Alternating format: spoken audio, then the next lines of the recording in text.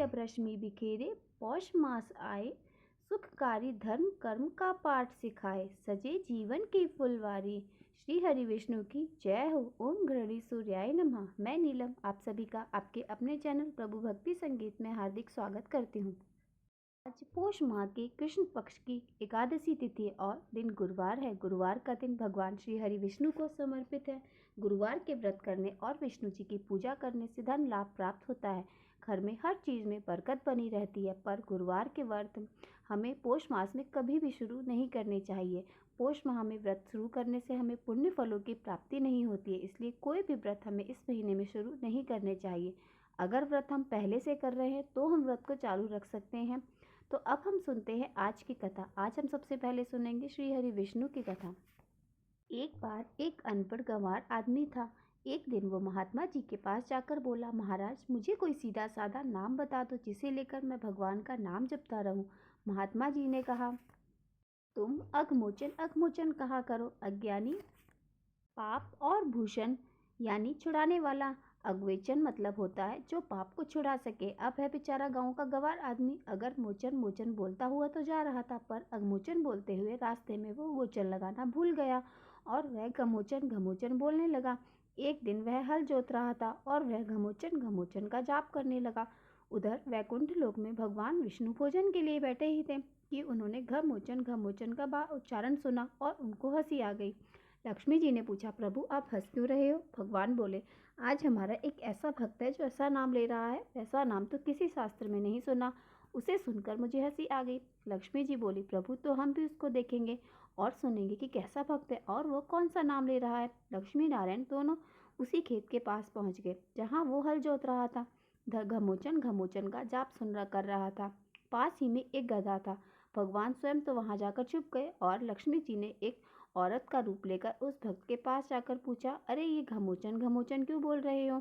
उन्होंने बोला, अरे तू ये घमोचन घमोचन क्या बोला जा रहा है? उन्होंने एक बार बोला, दो बार बोला, तीन बार बोला, परंतु उसने कोई उत्तर नहीं दिया और उसने सोचा अगर इसको बताने लगूंगा तो मेरा तो टूट जाएगा, इसलिए वह घमोचन घमोचन करता रहा और उसने कोई उत्तर नहीं दिया। अब बार बार लक्ष्मी जी पूछे जा रही थी तो उसको गुस्सा आ गया। गांव का गंवार आदमी तो था ही, इसलिए बोले जा रहा था, तेरे पति का नाम ले रहा हूँ, क्या करेगी? अब तो लक्ष्मी जी डर गई कि इसने तो हमको पहचान लिया। फिर वो बोली, अरे तू जानता है कि मेरा पति कौन है और कहाँ है? जब बार बार वो पूछी जा रही थी तो वहीं पर वो झुंझला गया और झुंझलाकर बोलने लगा, इस गड्ढे में है, तुझे भी जाना है इस गड्ढे में?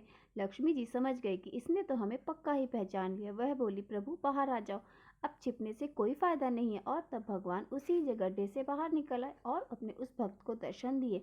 वह भगवान के दर्शन पाकर खुद को धन महसूस करने लगा। भगवान लक्ष्मी जी ने बोले, देख लिया मेरे नाम की महिमा को? वह अघमोचन और घमोचन का फैसला भले ही नहीं जानता हूँ, पर वह तो हमारा ही नाम जप रहा था। यह बात हम समझते हैं, जिनके कारण हमें उसे दर्शन देना पड़ा। पर दोस्तों, भगवान का भक्त शुद्ध अशुद्ध टूटे फूटे शब्दों में या गुस्से में भी अगर भगवान का नाम लेता है, तब भी भगवान का मन उससे मिलने को लालायित होता है और वह खुद भक्तों से मिलने के रूप में आ जाते हैं। आज की कथा यहीं पे संपूर्ण होती है। बोलिए श्री हरि विष्णु की जय हो। अब हम पोष माह के अगले महात्म 11वें अध्याय का श्रवण करते हैं। राजा शैतानिक ने कहा, हे महामुनि, शाम के द्वारा चंद्रभगा नदी के तट पर सूर्य नारायण की जो स्थापना की गई वह स्थान आदिकाल से तो नहीं है, फिर भी आप उस स्थान के महात्मा का इतना वर्णन कैसे कर रहे हैं? इसमें मुझे कुछ संदेह हो रहा है। सुमंतु मुनि कहने लगे, हे भरत, वहाँ पर सूर्य नारायण का स्थान तो सनातन काल से है।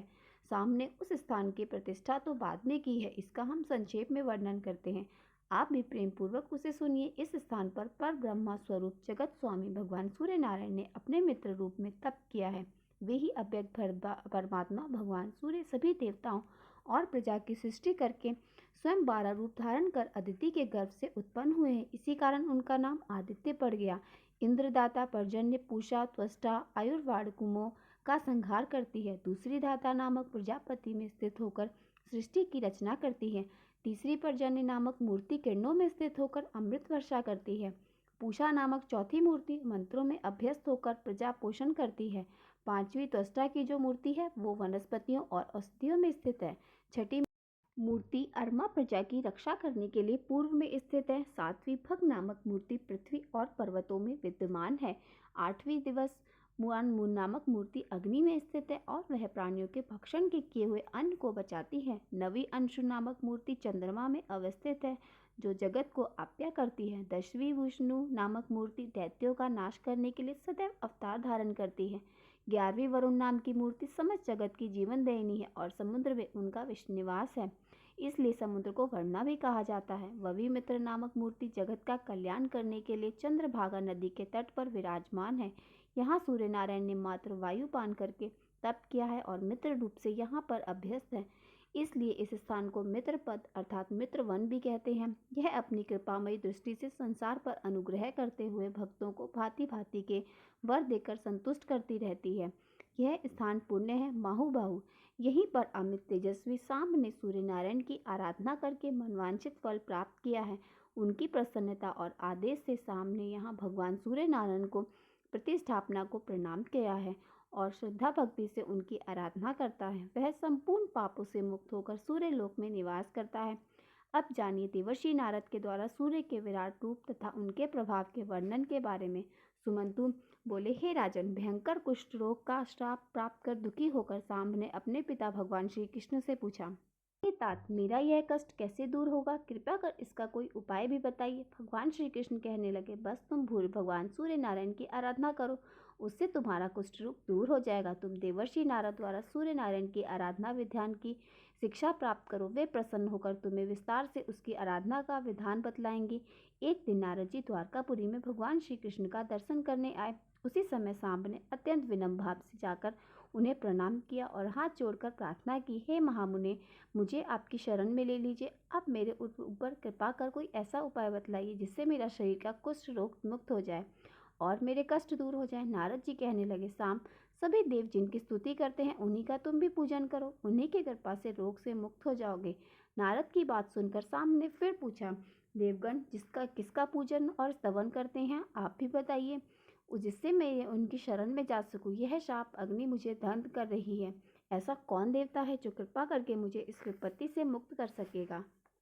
तब नारद जी कहने लगे, पुत्र, समस्त देवताओं के पूज्य नमस्कार करने योग्य और निरंतर स्तुति करने योग्य भगवान सूर्य नारायण है।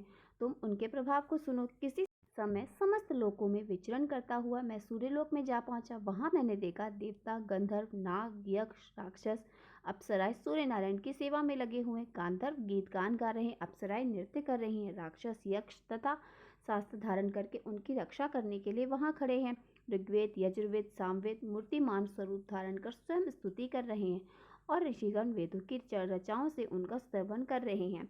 मूर्ति रूप में प्रातः, मध्याह्न और सायंकाल की तीनों सुंदर रूप वाली संध्याएं हाथ में वृक्ष तथा वाण धारण किए हुए हैं, सूर्य नारायण के चारों ओर स्थित है। प्रातः संध्या रक्त वर्ण की है, मध्याह्न संध्या चंद्रमा के समान श्वेत वर्ण की और सायंकाल संध्या मग्न के समान वर्ण वाली है। आदित्य, वसु, रुद्र, मरुत, अश्विनी कुमार आदि सभी देवगण तीनों संध्याओं में हैं, उन भगवान सूर्य का पूजन करते हैं। इंद्र सदैव वहां खड़े होकर भगवान सूर्य की जय जयकार करते हैं। गरुण का ज्येष्ठ भ्राता अरुण उनका सारथी है, वह काल के अवयवों से निर्मित उनके रथ का संचालक भी है। हरे वर्ण के छंद स्वरूप 7 अश्व उनके रथ में जुड़े हुए हैं। रागी तथा निशु नाम की 2 पत्नियां उनके दोनों ओर बैठी हुई हैं। सभी देवता हाथ जोड़कर उनके चारों ओर खड़े हुए हैं। पिंगल, लेखक, दंडनायक आदि गण तथा कलमाश नामक 2 पक्षी द्वारपाल के रूप में उनकी सेवा में लगे हुए हैं। डिंडी, उनके सामने ब्रह्मा आदि सभी देवता स्तुति कर रहे हैं। भगवान सूर्य नारायण उनकी सभी स्तुति कर रहे हैं और भगवान सूर्य नारायण का ऐसा प्रभाव देख मैंने सोचा कि यही देव हैं जो समस्त देवताओं के पूज्य हैं। शाम, तुम भी उनकी शरण में जाओ। तब शाम पूछने लगा, महाराज, मैं भली भांति जानना चाहता हूँ कि सूर्य नारायण सब जगत कैसे हैं, उनकी कितनी रश्मियाँ हैं, कितनी मूर्तियाँ हैं। रागी तथा निक शुभा नाम की यह दोनों पत्नियां कौन हैं? पिंगल, लेखक और दंडनायक वहाँ क्या काम करते हैं? कलमास पक्षी कौन है? उनके आगे स्थित रहने वाला दंडी कौन है? और वे कौन कौन देवता हैं जो उनके चारों ओर खड़े रहते हैं? मुनिवर, कृपा कर आप इन सब का मुझे अच्छे से वर्णन कीजिए, जिससे मैं भी सूर्य नारायण के प्रभाव को जानकर उनकी शरण में जा सकूं। तब देवर्षि नारद कहने लगे, सांब, अब मैं सूर्य नारायण के महात्मा का वर्णन कर रहा हूँ, तुम भी उसे अच्छे से सुनो। वे वसवान देव अव्यक्त कारण नित्य सत्य और असत स्वरूप है। जो तत्व चिंतक पुरुष है वे उनको प्रधान और प्रकृति कहा करते हैं। वे गंध वर्ण तथा रस से हीन और शब्द स्पर्श से रहित हैं। वे जगत के योनि हैं और सनातन पर ब्रह्मा है। वे सभी प्राणियों के नियंता हैं।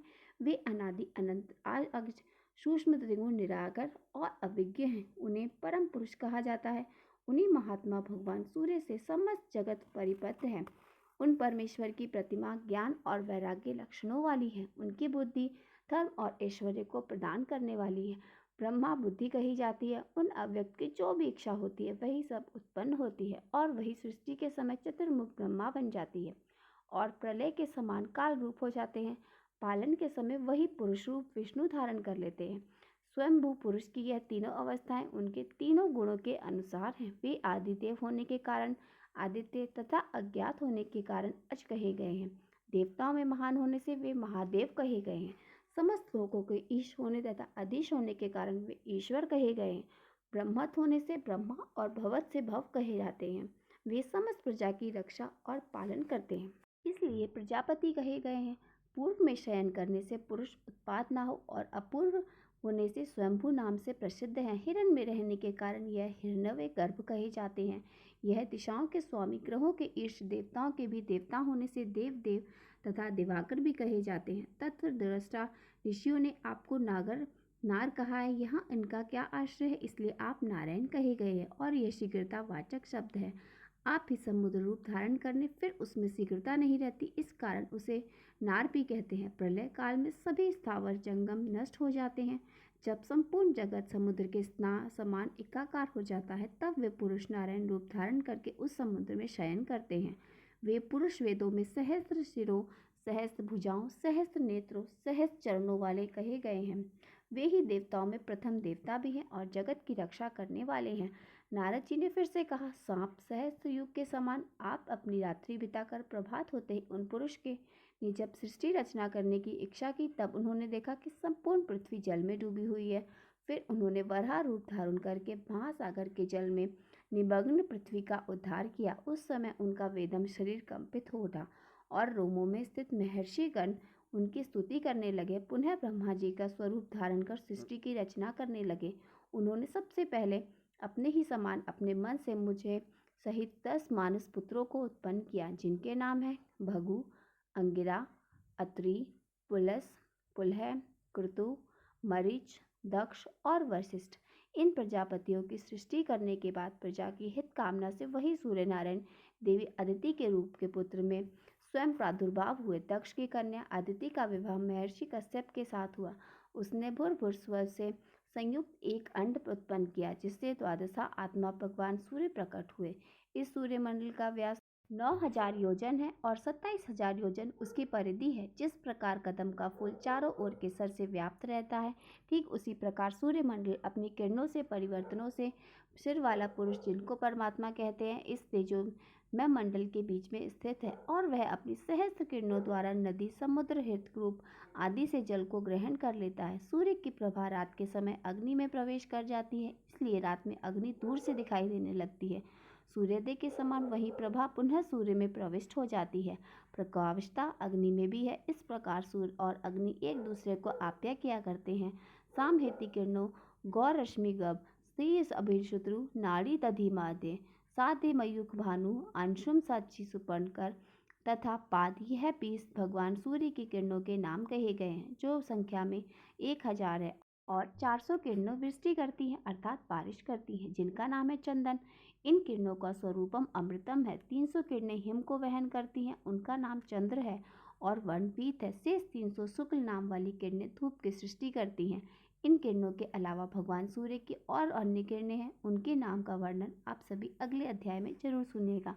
और आज का अध्याय यहाँ पर समाप्त होता है। अगर आपको आज की वीडियो पसंद आई हो तो वीडियो को लाइक और मेरे साथ जुड़े रहने के लिए चैनल को सब्सक्राइब अवश्य कर लीजिए, ताकि आपको समय पर अगली वीडियो का पता चल सके और आप समय पर अपनी कथा संपूर्ण कर सके।